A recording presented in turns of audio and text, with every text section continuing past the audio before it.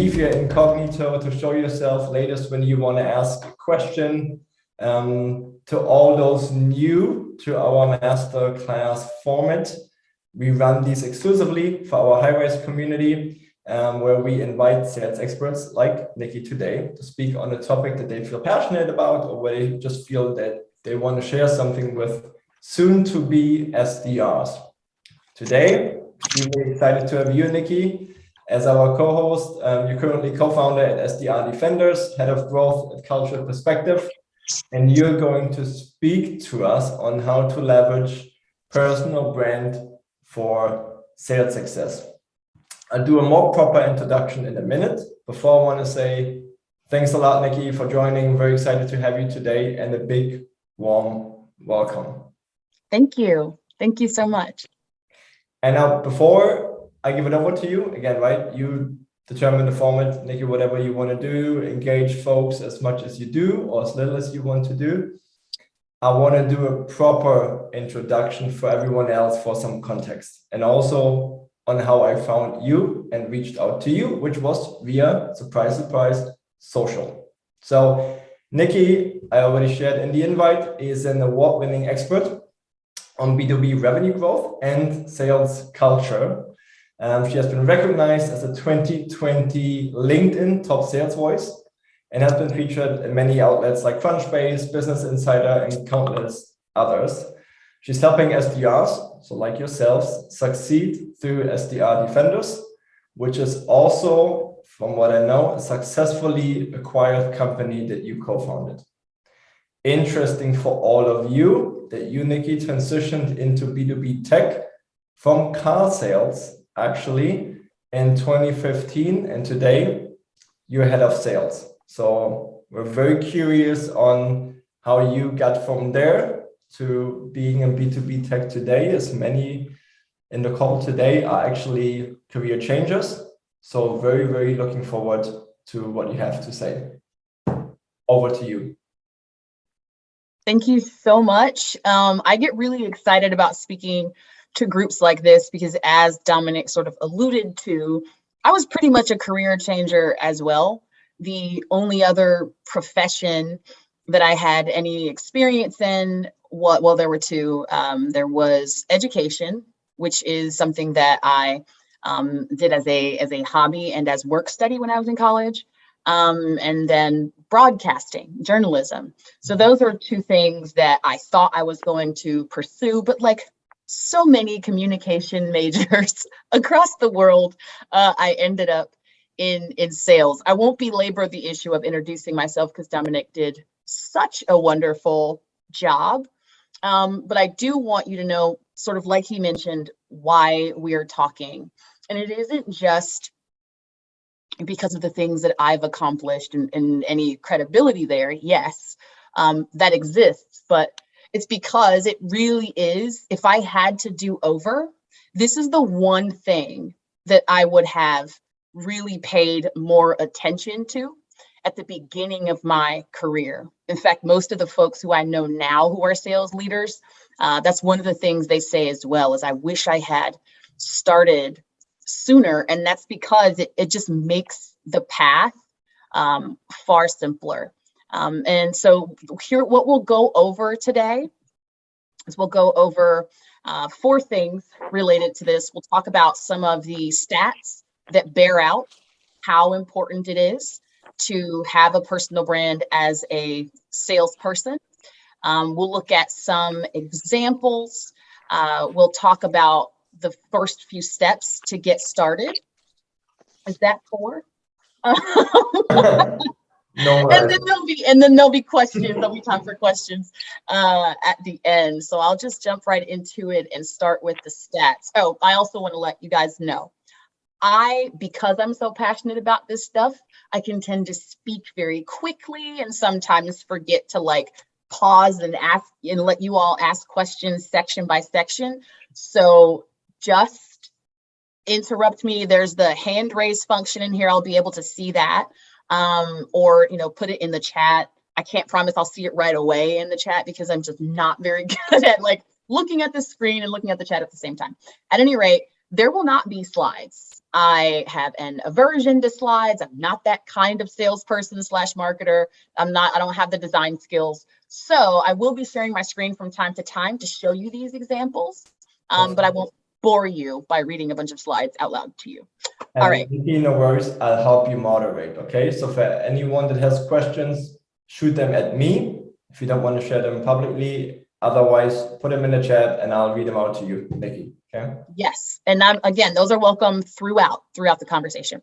So I'm going to jump right in to some of the stats, again, that bear out why it's important. Now, some of these are not going to only talk about why it's important for salespeople. They're going to talk about why it's important for anyone who is pursuing a career in business at all, to have a personal brand. So I'll share my screen.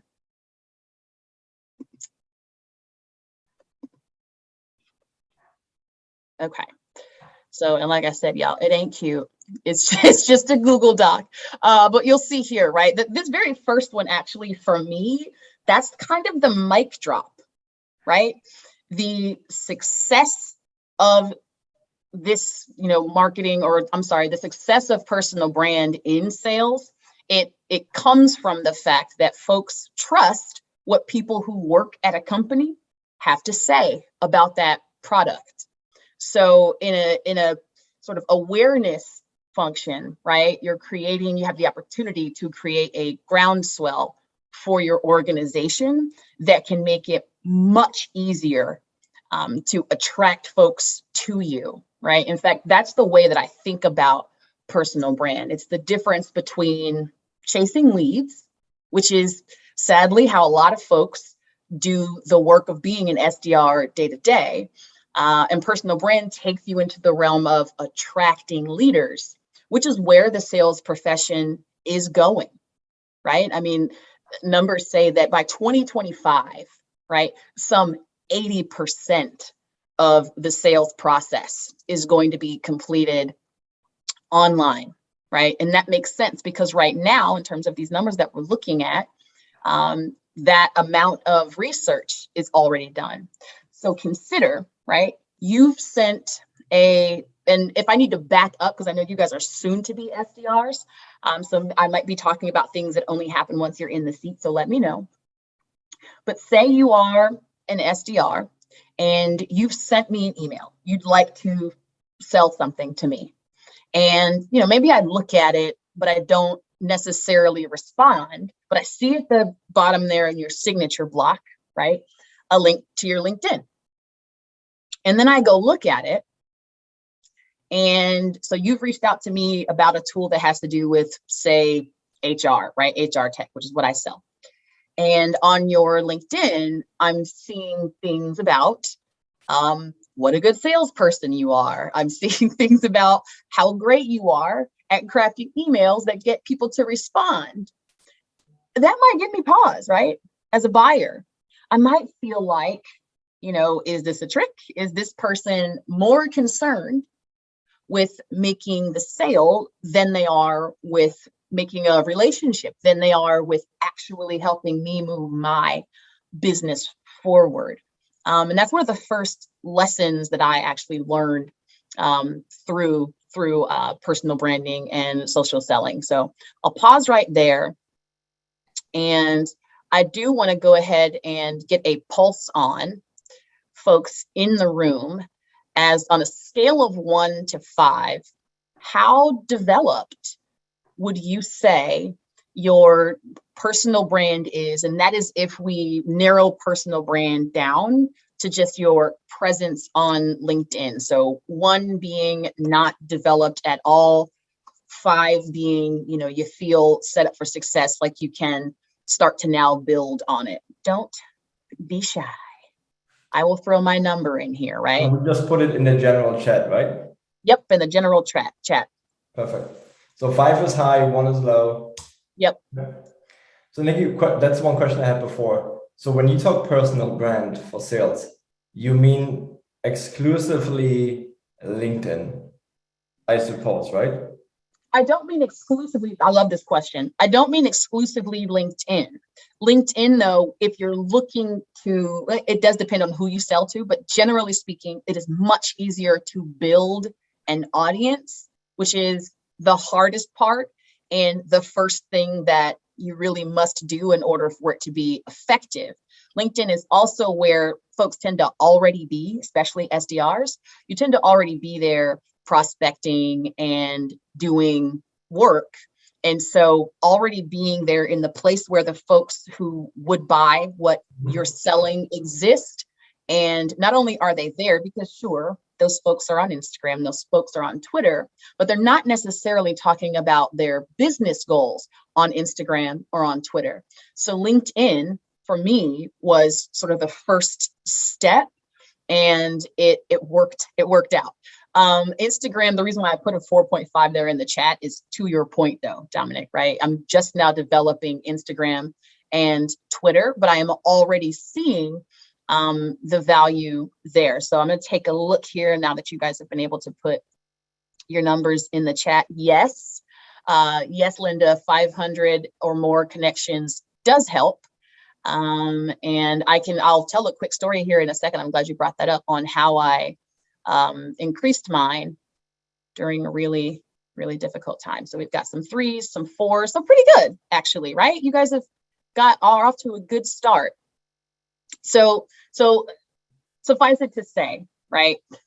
The numbers bear out that it's important to have a personal brand for sales success, because people trust folks that work at a company, and because it can create, specifically talking about your LinkedIn page, it can create sort of a landing page for folks who might be interested in what you sell. I'm going to pause real quick, share my screen here again, and show you what that might look like. Actually, I'll just use mine for now as an example.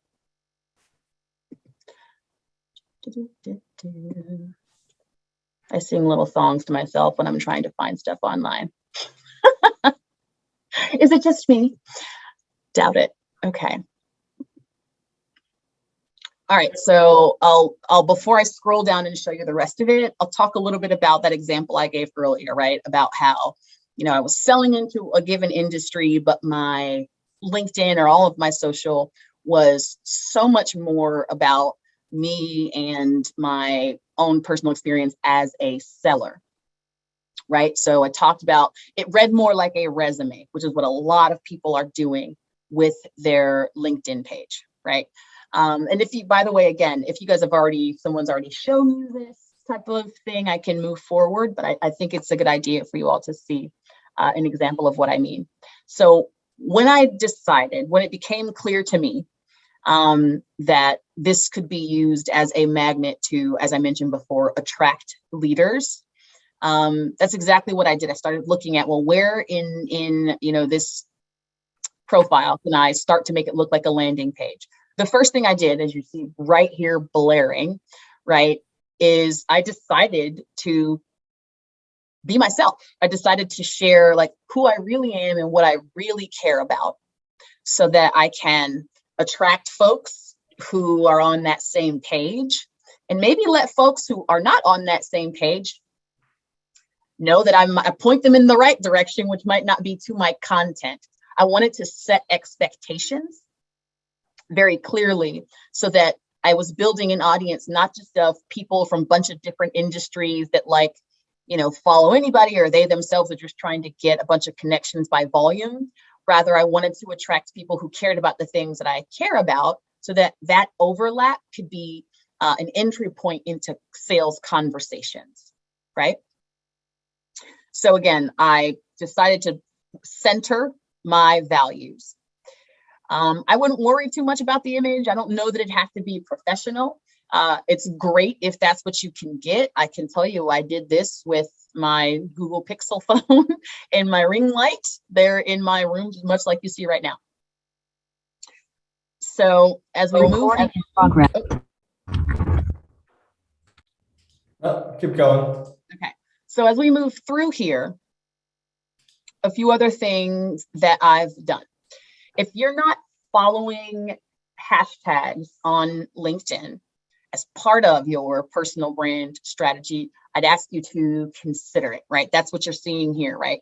These hashtags, which basically amount to categories, right? And so the step one, yes, is to follow these categories. And that is because when you do, LinkedIn will surface to you conversations that are happening in these categories that you can then go and engage in, and talking to other people around ideas that have to do with your brand publicly on other people's posts as well is a really important piece of the personal brand sort of fabric. But first, we have to know where those conversations are. So that is why I'm suggesting or recommending that you follow hashtags. And because I know that there are people who do follow hashtags, there's thousands of people, in fact, for instance, who follow the sales hashtag, meaning if they follow the sales hashtag, and I've hashtagged both my profile and any posts that I put out under this category, it strengthens the likelihood that the algorithm in LinkedIn will put my content in front of them. And that's, of course, important because the whole point is to build a micro community of folks who care about not so much the same thing you care about in terms of like political ideologies. I don't mean to say that, although there are folks that are doing that to success, but folks who care about the space that you work in, right? So you'll see the emphasis here on diversity inclusion. There happens to be an overlap for me with my ideologies and values there. But again, the point is that I sell into these industries and I want people who care about that. I want folks who are passionate about that to be the folks that I talk to, because those are going to be the folks that are most likely to be interested in what I sell. Mm-hmm. Nikki, can I ask you a question? So yes, I know that remember many of our students, right, come from all walks of life, different industries, and some need to create a LinkedIn profile when they join the program, right? Where LinkedIn is fairly new. And when we talk about branding on LinkedIn, many struggle with what they know from a personal environment on Instagram and Facebook, carrying that over into the business world. And as part of our program, for example, we also ask them to, of course, connect with people and also invest into their branding and awareness by starting to follow people that maybe are perceived as thought leaders by their customers that they want to get into. Mm-hmm. And by also starting to post on LinkedIn. Mm-hmm. And many do like what we call ally by posts, right? They just reshare a link and boom. And then they say LinkedIn doesn't work because they don't get any followers. So what to you is a successful brand on LinkedIn, and how is it done ideally? Ideally, here I'll tell you exactly what I did.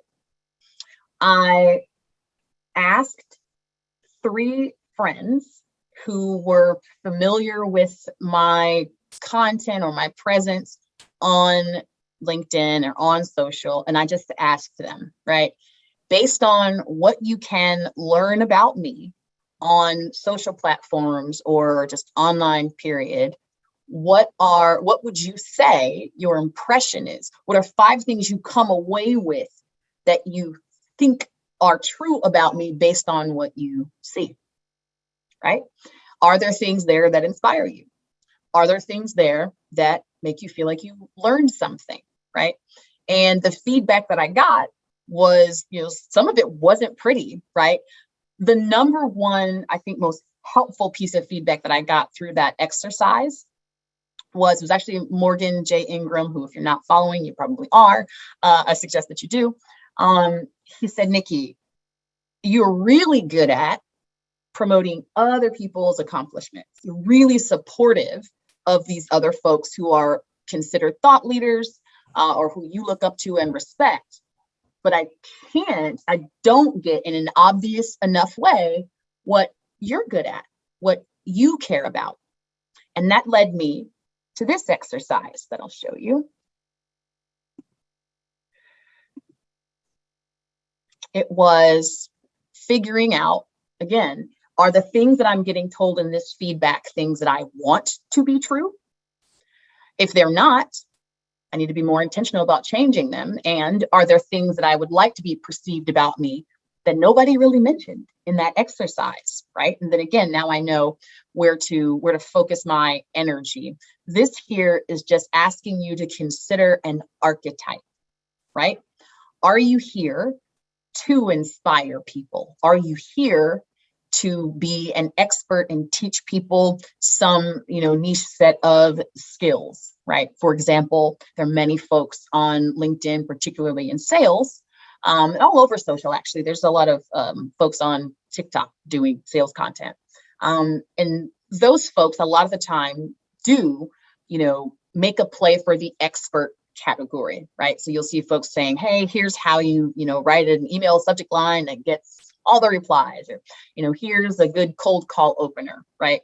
There's room for that. That content does tend to get seen. But again, just because you're a salesperson does not mean that those are the things that you should talk about. In fact, as I was mentioning before, right? If you decide you want to go the expert route, go the expert route in an industry that you are interested in selling into, that you want to be a part of. So suffice it to say, right, you would look at something like this, and I'll link it if you guys are interested, and just decide. So at this point, I know you've only seen it for a little bit, so I'll leave it up there for a moment. I am curious, just first impression, looking at this, or maybe there's a word that's not up here. What are your goals? How do you want to be perceived? What archetype are you? Are you an expert? Are you someone who wants to inspire people, who wants to motivate people, who wants to rally people behind a cause? Because knowing that as a first step is critical. Otherwise, you might end up having content that's all over the place, and you run the risk of not attracting enough of the folks that you really want to be building relationships and having sales conversations with, not attracting enough of those folks to your content. So I'll stop sharing and take a look. Dominic, what's of those archetypes? Have you thought about it this way before? Do you know what your archetype is? Nah, honestly, the way I think of it is, I didn't call it archetype, but how do I want to perceive, right? What do I want to achieve? And here with Highrise, obviously it's helping people break into careers they love. Okay. And so we do want to perceived as an expert when it comes to career change, to sales, to transitioning into tech.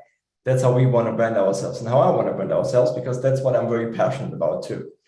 And now the thing is, Nikki, playing devil's advocate, okay, challenging you a little bit. For you, what you do now with SDR Defenders and your story and diversity, I think what you do professionally is very closely aligned with who you are personally.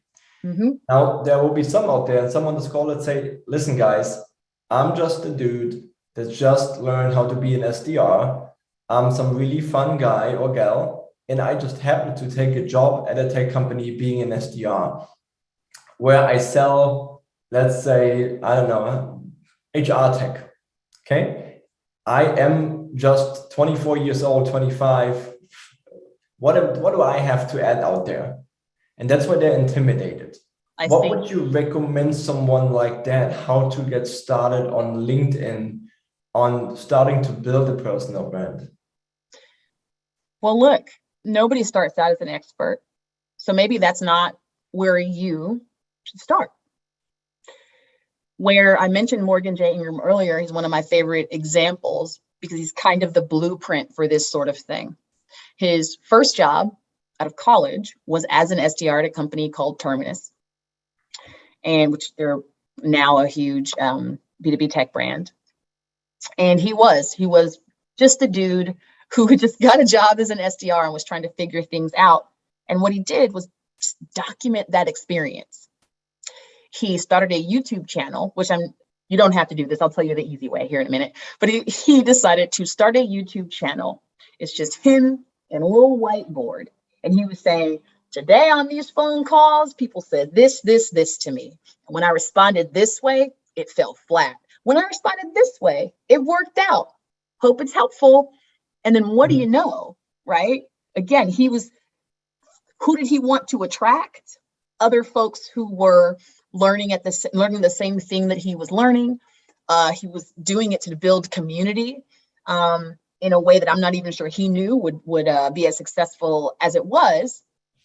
And what it also did at the same time was begin to build his credibility for that future expert status that he would move into.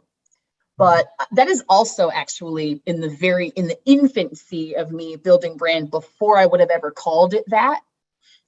There was this element of documenting my experience. So I would say in about 2018, I was in this sales role, and I was getting beat up left and right. It was a really tough industry where, folks were using technology that was invented in the 90s. I wish I were kidding, but like seriously, they had these same platforms on premise, big clunky stuff since the 90s. And I was trying to unseat a centuries old way of life in a given industry. And it was draining.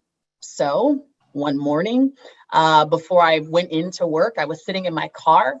I opened my LinkedIn and shot a video, and I just talked about it. I said, hey, man, as a salesperson, it's really important that we, get a pulse on what our buyers are feeling, that we be empathetic. But who's empathetic towards the salespeople? I can't be the only one that's just a little bit sad sometimes from a lot of no's. And you know what? I wasn't the only one. But again, at that point, it wasn't as intentional. But I hope that what you're getting from what I'm saying is you can start wherever you are. If there is, it can even be some aspect, like I just mentioned, of, it doesn't have to be of sales. I hope I'm clear about that. But some aspect of what you sell that resonates with you. If you're really listening, then you've heard that you probably want to pick something to sell that resonates with you. I understand that won't always be possible, right? Sadly, I'm with you. I've been many points in my life where a sister just needed a job. And so I didn't have the time or the freedom at that point to be able to say, hey, what are the companies, roles, technologies that are out there that do resonate with me?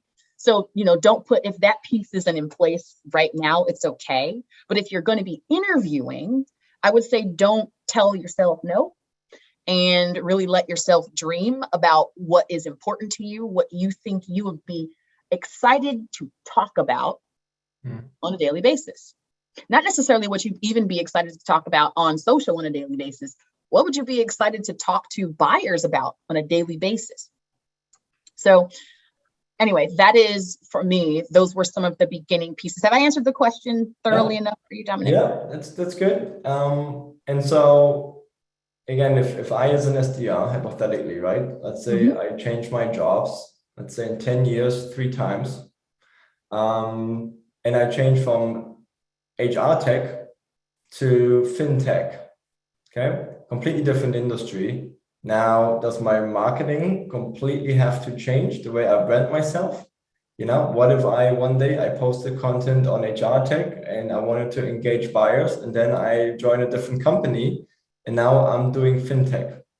Is there a clash? How does that work? What are your experiences? I mean, that's very practical stuff now, but that's what people wonder, right? Yeah. Then I've been there, right? Then you have a choice to make, right? Which of these, right? The industry that you're coming from or the industry that you're going into, which of these are in the future the thing that you might want to do or that you care about long term and that you maybe want to build a reputation as a thought leader in? It is not absolutely necessary that you build a reputation as a thought leader in the thing that you do for a living.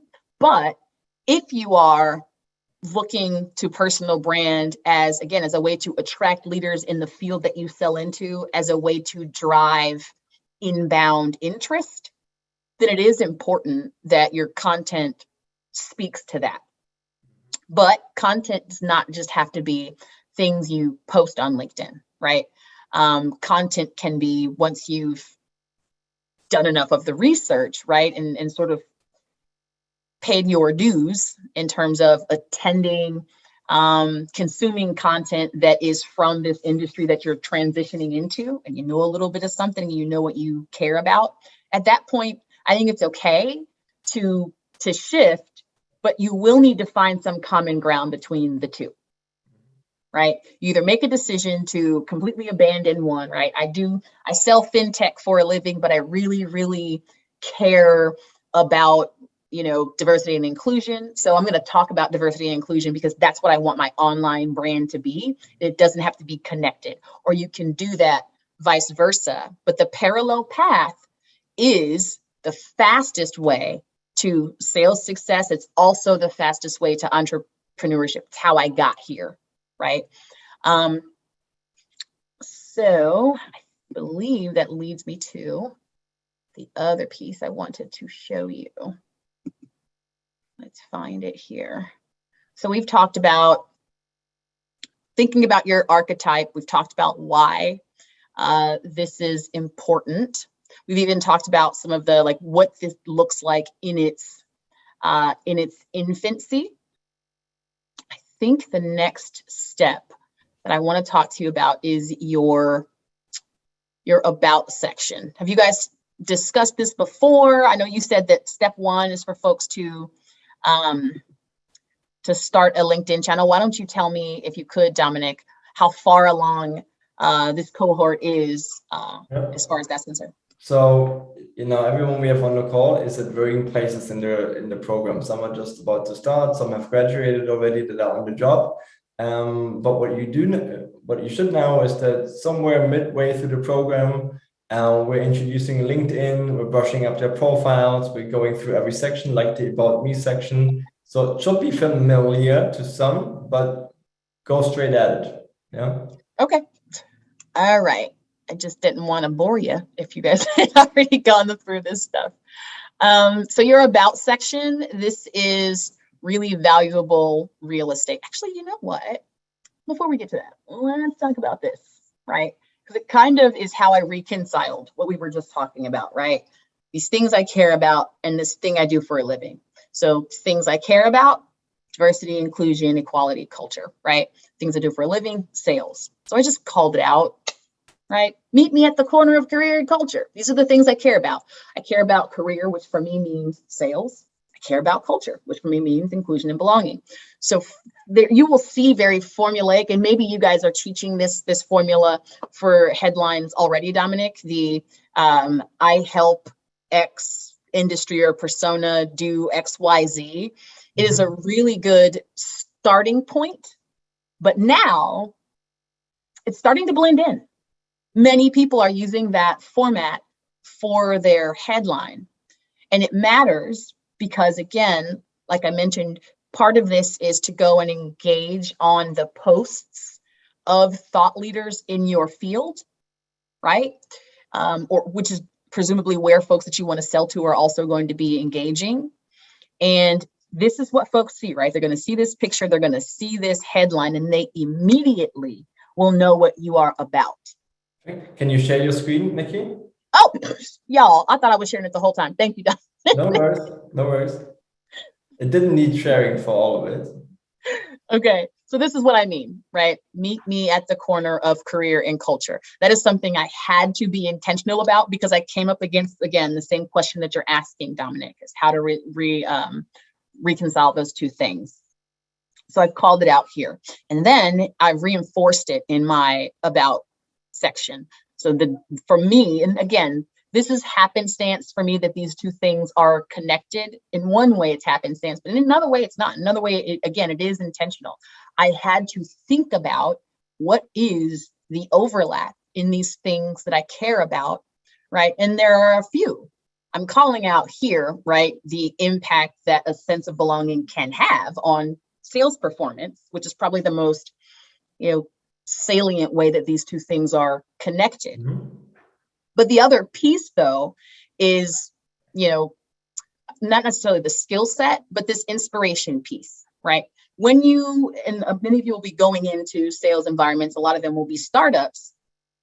You'll notice when you go into a startup, part of the onboarding is for these folks to compel you to dream, these folks to compel you to believe that what you're going to sell is going to have a transformative impact on people's businesses and this and that. And when I started to think about, the responsibility of salespeople to essentially sell ideas, I started to think about, well, what worthwhile ideas need selling?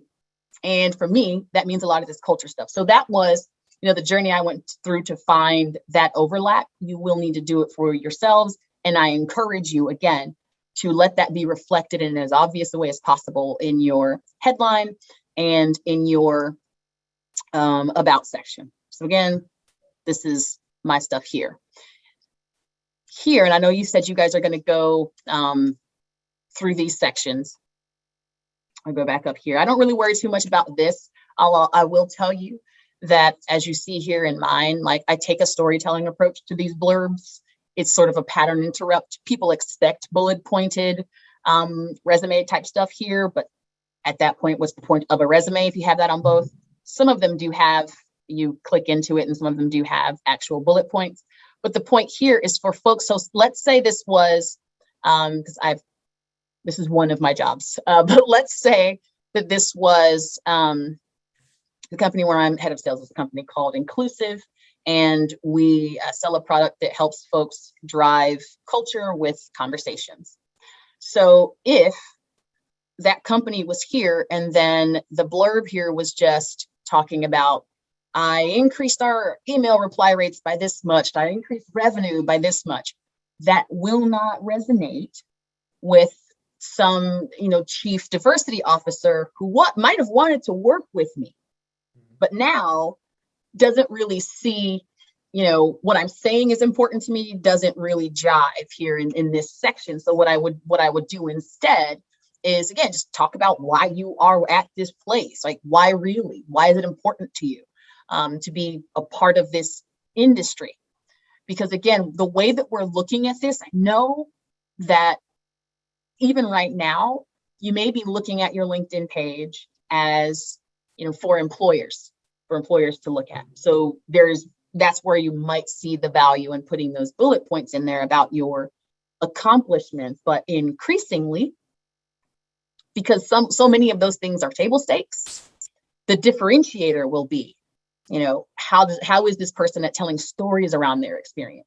How is this person at articulating things that they have learned versus just listing them? That is going to be critically important. So that's the point of this section, and it works twofold. I'll say one other piece. So I take it, Nikki, just summarizing from my perspective, right? How I understand it. Let me know if I'm wrong. So basically, your LinkedIn profile obviously is a living page, right? And you customize it to whoever you want to be the reader of your LinkedIn profile, right? So you customize it to the recipient. For example, some of our students are getting ready for job interviews. They may want to optimize it for recruiters and very well drive a bullet point format with accomplishments. Once, however, you're on the job, you do need to think about, all right, who do I want to perceive as a thought leader by? For example, my target customers, I want to be found. I want them to approach me. So if they go to my page, what do they want to see and read? Why did I join the company? What do we do? So change your perspective, right? That's right. Situationally. That's right. Exactly. You will have to have an agile approach to this. And so along those lines, right, I do want to make sure that we talk about, when it comes to that employer piece, because I know a lot of you guys are going to be, like you mentioned, Dominic, your LinkedIn page is going to be important for that. Obviously people are doing online research of folks that they're having in for interviews. So that's definitely a piece. But the fact of the matter is that 78%, this is a LinkedIn study, 78% of hiring actually comes from within people's networks. So what you want to do is, right, get in people's networks. And the way that you do that, like I'm saying here, is you attract them with content, but it's not magic, right? So it's not like, okay, I've got my LinkedIn page set up, everybody's going to find me, it's going to be great. What you must do, or what I did when I got my first role in the industry that I'm in right now is I used Sales Navigator. I promise they don't pay me for this stuff, y'all. It's just what I use. I used LinkedIn Sales Navigator, and I just did a search. Most folks think of this, yes, as a sales tool to find leads, but I was looking for, who can I build relationships with? So I have this, and I guess I probably should have brought the template. Get with me afterwards, please, Dominic, so I can share any of this relevant stuff. But I had a connection request template that I was sending to folks. I knew I was going to be selling to chief diversity officers, CHROs, all these folks. I made a list of those people in Sales Navigator, and this message said, the first line would have said, Dominic, you're someone I want to learn from. The reason why it's worded that way, I mean, this is science, right? Their name, having someone's name is associated with higher open and reply rates. And on a mobile phone, just for practical reasons, if I happen to look at my messages, I will see that full sentence and give people a reason to at least open the connection request, right? So, Dominic, you're someone I want to learn from. And then I would just say something like, I'm new to this industry and just completely nerding out, trying to learn everything I can about, the DE&I space. And I didn't want to miss a single minute of your content. I said that it took time, y'all. But I sent the request to about 800 people. Again, it takes time. It was over a period of months. About 500 of them accepted the request. So now, in my network, at least 500, right? And it's something you will continue to do. And then it will start to grow organically. But at least this chunk of 500 people are now connected with me, and they're highly likely to see the content that I put out. At this point, if we're talking about leveraging it for sales or to book meetings as an SDR, which you'll be charged with, then it becomes less about me at all talking about myself as the expert necessarily, and more about my product or company as an expert, but without saying that, right? It's not a hard sell, like, come look at inclusive, look what we do. It's more like, I've read this stat that companies of 10,000 employees or more lose an estimated $52 million a year just due to employees leaving. And then I talk about, here are the reasons why employees leave. So now, right, a person doesn't even have to know what my company is at that point. They don't have to know me as an expert at that point, but they've connected with me. And now through that kind of content, now they're seeing authentically, oh, this person does, at least peripherally at all, care about what I do, my day to day. And they know a little something. They've taught me something. So you create the landing page first, right, with your profile, and make sure that it speaks to the people that you're wanting to attract. And then you very intentionally find those people on whatever platform that you are wanting to run this play on. Twitter actually is primed for this right now. Lots of the same folks who are thought leaders on LinkedIn are doing this on Twitter right now and growing their brands there. At any rate, so you've built the place for them to land and find out about you. You've gone out and connected them, and now you're amassing your audience. And that's the point at which the content starts to really matter, because now you're giving those folks something to consume about not just you, but about this idea that you all have in common. Does that make sense? Beautiful. And hey, connection request is another big thing that we talk a lot about, which is difficult to get right. It's a science, an art, it's a craft.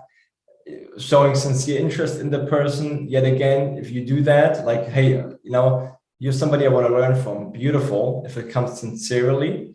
But then once you connect it and sending them a follow-up message trying to make the sell would completely kill it, right? And would completely offset the first message that you sent. So I love what you said about connecting with them. So you connected. So then they're open to receiving your content.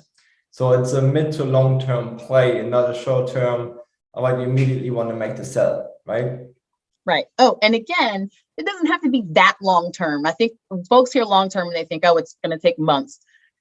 the cycle that I run is basically 2 weeks before I believe, okay, now somebody's ready for not a sales ask, but for me to ask for a conversation. Yeah. And so this, I'll run you through the rest of it. So I connected with those 500 folks in that field, right? They were able to then, find out a little bit about me if they cared to look. But the next thing, the really way to make this grow organically is once you've saved people, because when I connect with them, I also save them to a lead list there within Sales Navigator. Once you save them and you log into Sales Navigator, on the homepage, it will surface to you activity that those folks that you just connected with have done, have engaged in. So it will tell me, Dominic reshared a post. I go, look, it's an article from Harvard Business Review about, the importance of, right, democratizing access to the sales profession, which is something I talk about a lot. So then I could now, right, I've made the connection genuinely, told this person, hey, I'm going to be looking at your content, right, because I want to learn from you. And then LinkedIn has showed me that they've actually said something. I can go look and see if it's about something that we have in common or that's relevant to what I'm trying to sell to them. And now I send them a message. That message, right? And now I go and engage with that content before sending the message. So I've seen that they've reshared something. I go comment on it, maybe find a quote from within the article that stood out to me. And I say, oh my gosh, yes, these folks get it. And I do that. And then in a few days, I email them, right? Hey, Dominic, your post about democratizing access or whatever, your post about blah, blah, blah, really resonated with me. Again, we're going to use this on the first line thing. It works in email and in Messenger. And now, again, the chances at this point, especially if my signature block has picture and link to my LinkedIn page, the chances at this point that they don't put it together, that I'm that same person, now they're pretty slim, right? And even if they don't immediately put it together, right, that, hey, this person is that same person, now I've opened the lane. They've seen my name associated with this idea in a way that is not all salesy. At this point, they've seen it, 3-4 times? And I'm the person that told them that I want to learn from them. So say they open that email and don't reply, I can still go, all right, you probably put it together by now. I'm the Nikki that emailed you. Perfect. Really did resonate with me. And you know what? It got me thinking what else we might, have in common around that topic. Would it be a terrible idea for us to talk more about this? And now I'm not even really having a sales conversation, but I've booked the meeting, which is the SDR imperative. Yeah. And I think that's beautiful. And I mean, it needs to be orchestrated, right? What you said. I mean, that stands out. You be aware of who you want to be to others. Who do you want to reach out to? Who do you want to attract? And then reach out to these folks, reach out sincerely, engage with their content. So there's so much more to that than just writing a LinkedIn post once a week, right? You need to think about who do you want to be on LinkedIn, essentially, right? And then draft the strategy and execute it accordingly. Now, the question that we got, Nikki, also is social media then inevitable for being a successful salesperson? Can you even be a successful one without LinkedIn? Yes, you can be successful, right? Because again, I focus on B2B tech. That's where I work. The entire industries don't know at all who I am. They don't know who any of the people I look at as thought leaders are. So no, right? There are industries, say you sell construction technology or real estate technology. A lot of the time, the decision makers in those fields won't be on LinkedIn or social at all in a discernible way. So that won't be the play. The play there, though, you still want to find those people and try to build a reputation with them. So, I was selling into construction. There were folks that I wanted to talk to who weren't on LinkedIn or social in the way that we tend to think, right? They're individual pages, but they had Facebook groups, trade organizations. You just join them. You listen to these people about the problems that they have, and you talk about, folks you've talked to that have had those same things. So the short answer is yes, I believe it is an imperative. But I understand that there are some industries where the path that I've just laid out is not necessarily as linear. Yeah, beautiful. And another question that we got here from Alvaro is, are there more best practice connection request messages that you have or can share with us? Yes, there are. So I use, and again, Dominic, please remind me to send you these templates. But I use, it's a really simple framework that I learned like 10 years ago. It's called the TUB framework. TUB is an acronym for them, us, and both. So the first sentence of that email, as in the example, Dominic, you're someone I want to learn from, is the them being the other person that you are reaching out to. So that has to be about them, right? The second section is about the us, meaning you and your company, right? So that's about, I'm new to this industry and I'm trying to learn everything I can, right? So that's the us. And then the both is, what do we have in common, right? What's the overlap or the trigger between you being someone I want to learn from, me wanting to learn? So that means, right, the both is, I'm going to be following your content, right? I'd like for us to connect so that I can continue. So it's them, us, both. I use this in cold call scripts. I use this when I'm writing email messaging. I even use it when I'm making a sales pitch deck, right? A demo deck, because that's how people think about these things, right? Someone's wanting to, I know there's a lot of debate about whether or not we should use dating analogies in sales, but it works for me. So, but if someone came to you and they wanted to be your friend or whatever, they started talking about themselves first, you likely would be less receptive than if they came up to you, started talking about you first. So you use that principle. Think about what resonates with you, why you have responded to strangers, and just apply that, unabashedly, confidently, because you got it. If you're here, listen, many are called, but the chosen are few. If you have decided that you've raised your hand, I'm brave enough to change careers at whatever point you are in your life. That's brave.